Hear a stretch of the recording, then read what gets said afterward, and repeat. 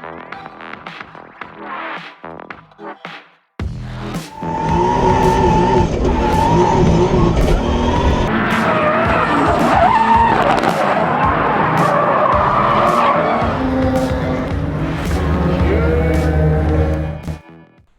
it going, everyone, and welcome back to the channel. In continuation of the build of my Supra. So first thing I'm going to do is just make up a couple of brackets for supporting the bumper, phase out the old cable tie route, and actually have like some little press-in pin thingies.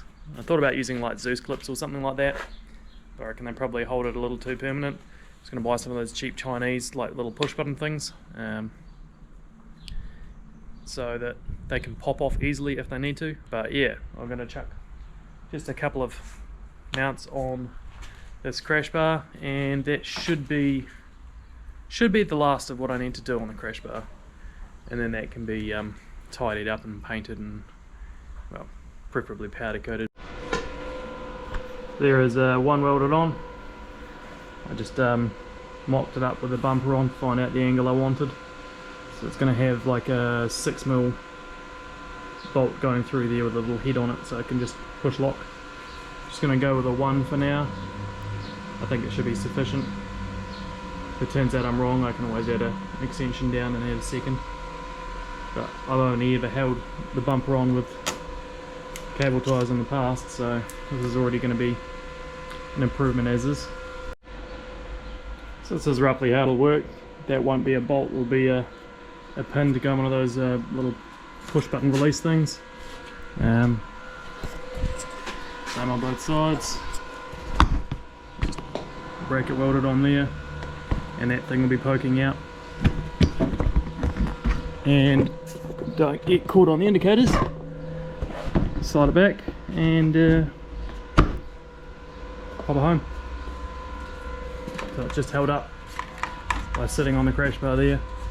And then these two, it's pushed way further in than it needs to, but I'll just space that out correctly. Yeah.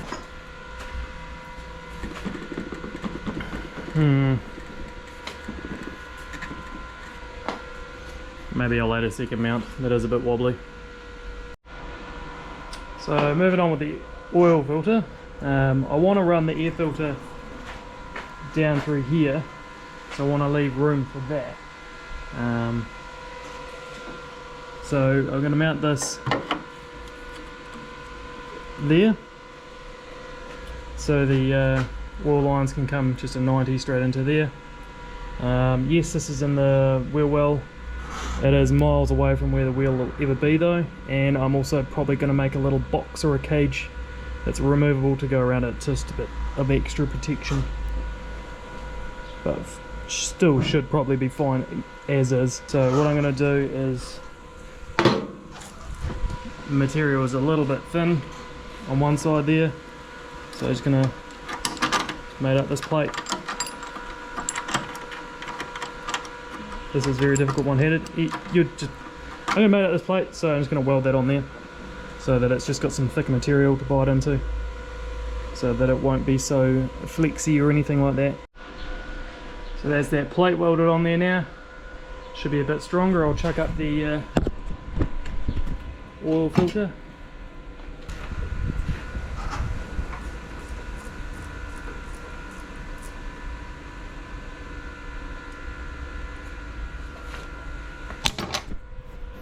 So that's in its spot now. So I'm just going to put a little shield,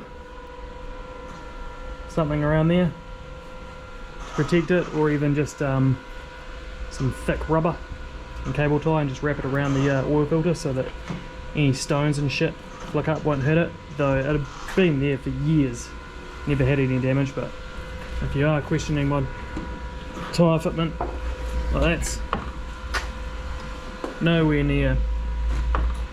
Like, I know that's going to be more like there when it's at ride height, but it's still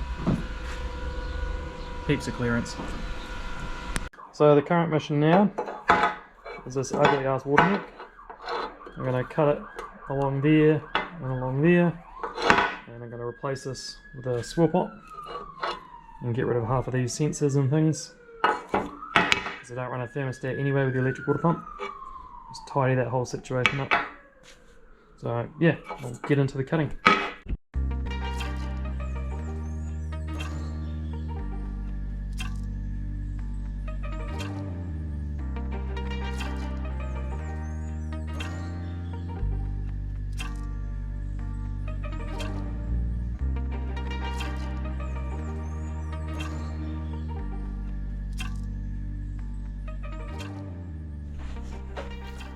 I chopped a fair whack off that now. You can kind of see what I'm going with. And I have swirl pot mounted directly on there. Just requires a bit more shaping and like a piece to flat off that panel there.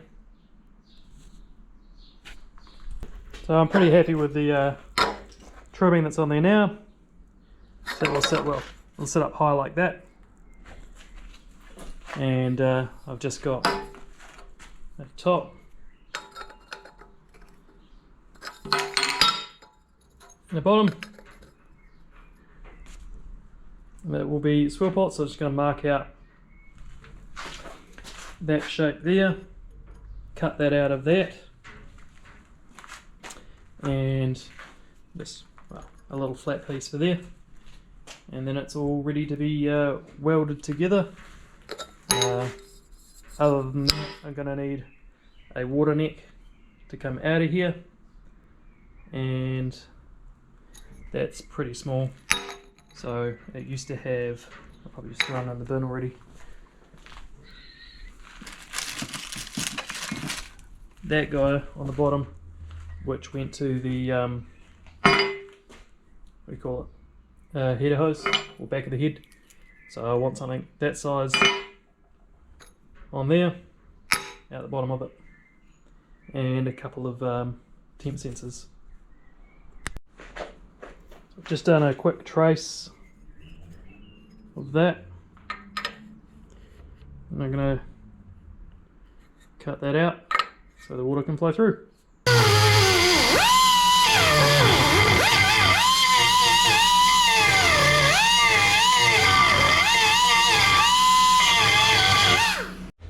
Alright, well, I'm reasonably happy with this for now.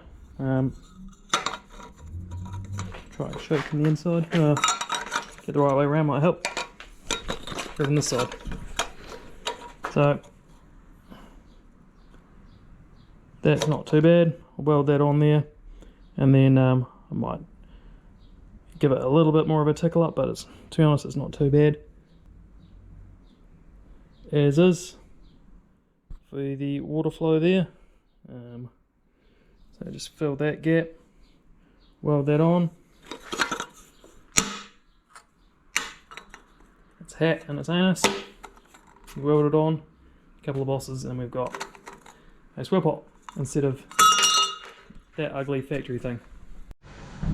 So that is roughly how it'll look on the car.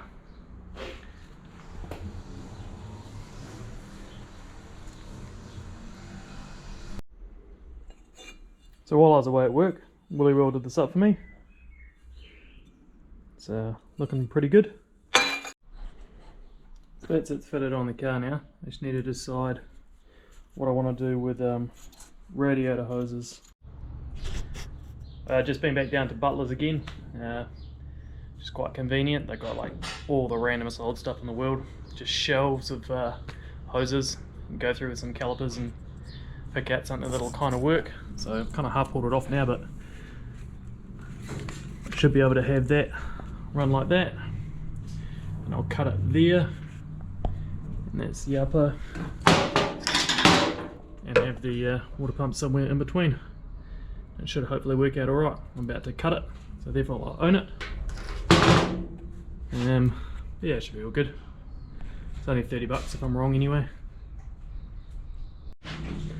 Right, so I've trimmed that up now. I might still take maybe a touch more off there or a touch more off there, just to bring this forward a little bit, so hopefully it doesn't just keep on knocking against the steering rack. Be sort of somewhere like that. But yeah, that's actually worked out pretty well. So in case you're ever doing like an angled mounted VL Commodore radiator in a Mark III Supra with an electric water pump, you want a Ford Fairlane bottom radiator hose. Just sussing out the top radiator hose now, so something goes there, slight kink, and straight to like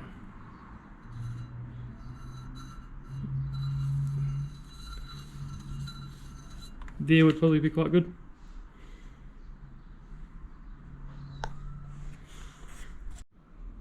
Just doing a bit of recycling, got the old water neck of the factory one, cut that off, marked a hole where I want it. It'll sit on there, and I'm just going to use a hole saw to knock out that hole, which is the idea there. There's a hole in it now. It worked out pretty bloody well.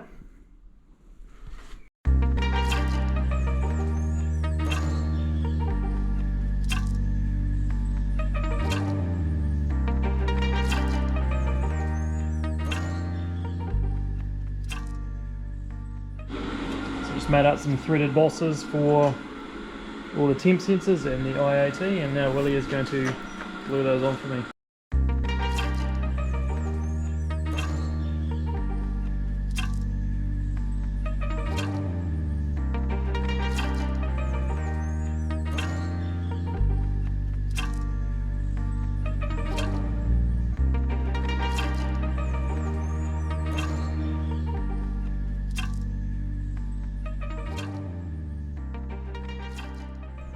Well, that is the swivel pot thing in its home.